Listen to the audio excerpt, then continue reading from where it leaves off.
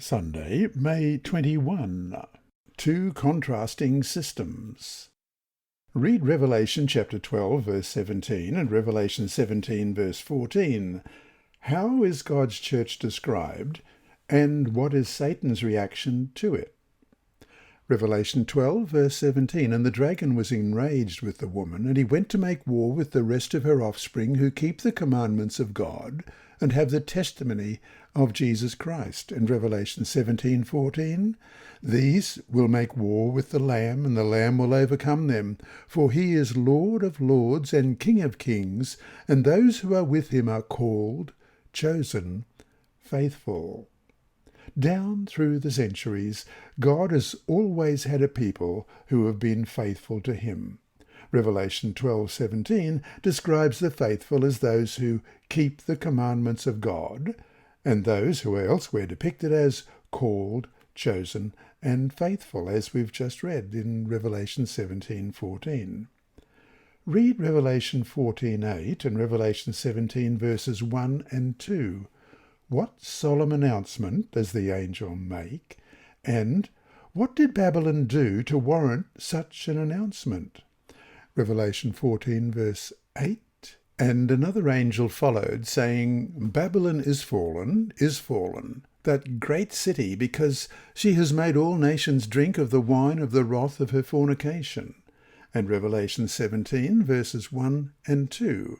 Then one of the seven angels, who had the seven bowls, came and talked with me, saying to me, Come, I will show you the judgment of the great harlot who sits on many waters, and whom the kings of the earth committed fornication, and the inhabitants of the earth were made drunk with the wine of her fornication.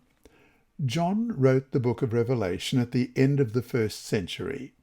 By this time, the ancient city of Babylon was a dust heap. When John wrote down the messages in the book of Revelation, the literal city of Babylon had been destroyed for more than several centuries. In Revelation, the ancient city of Babylon is taken to be a type or symbol of the end-time Babylon. In the prophecies of Revelation, Babylon represents a false religious system that will have similar characteristics to Old Testament Babylon. The principles that guided ancient Babylon will be the undergirding structure of modern spiritual Babylon. In Revelation 17, 1-6, a woman dressed in purple and scarlet strides across the landscape of time. Let's read this. Revelation 17, verses 1-6. Then one of the seven angels who had the seven bowls came and talked with me, saying to me, Come, I will show you the judgment of the great harlot who sits on many waters, with whom the kings of the earth committed fornication, and the inhabitants of the earth were made drunk with the wine of her fornication. So he carried me away in the spirit into the wilderness, and I saw a woman sitting on a scarlet beast, which was full of names of blasphemy, having 7 heads and 10 horns. The woman was arrayed in purple and scarlet, and adorned with gold and precious stones and pearls, having in her hand a golden cup full of abominations and the filthiness of her fornication. And on her forehead a name was written, Mystery, Babylon the Great, the mother of harlots, and of the abominations of the earth.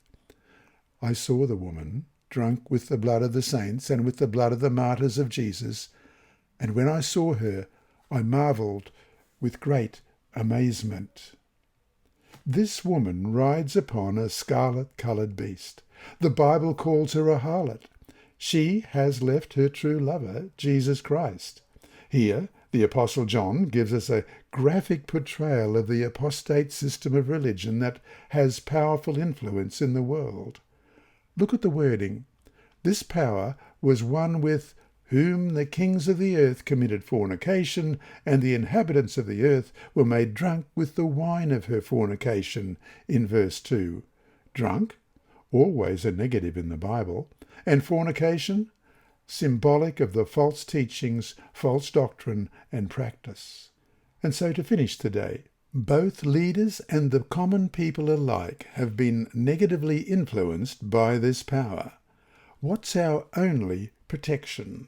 Well, we're going to read Ephesians chapter 6, verses 10 to 18. Finally, my brethren, be strong in the Lord and in the power of his might. Put on the whole armour of God, that you may be able to stand against the wiles of the devil. For we do not wrestle against flesh and blood, but against principalities, against powers, against the rulers of darkness of this age, against spiritual hosts of wickedness in the heavenly places. Therefore, take up the whole armour of God, that you may be able to withstand in the evil day, and having done all, to stand. Stand therefore, having girded your waist with truth, having put on the breastplate of righteousness, and having shod your feet with the preparation of the gospel of peace. Above all, taking the shield of faith, with which you will be able to quench all the fiery darts of the wicked one. And take the helmet of salvation and the sword of the Spirit, which is the word of God, praying always with all prayer and supplication in the Spirit, being watchful to this end with all perseverance and supplication for all the saints. This lesson was read by Dr. Percy Harrold for Christian Services for the Blind. Sponsored by the Sabbath School Department and distributed through Hope Channel Australia, this podcast is also redistributed by Hope Channel Germany, Christian Record Services for the Blind. It is also available on SoundCloud and through multiple podcast distributors, including Apple iTunes. And you can listen and watch at the same time on YouTube. Remember, God is always faithful.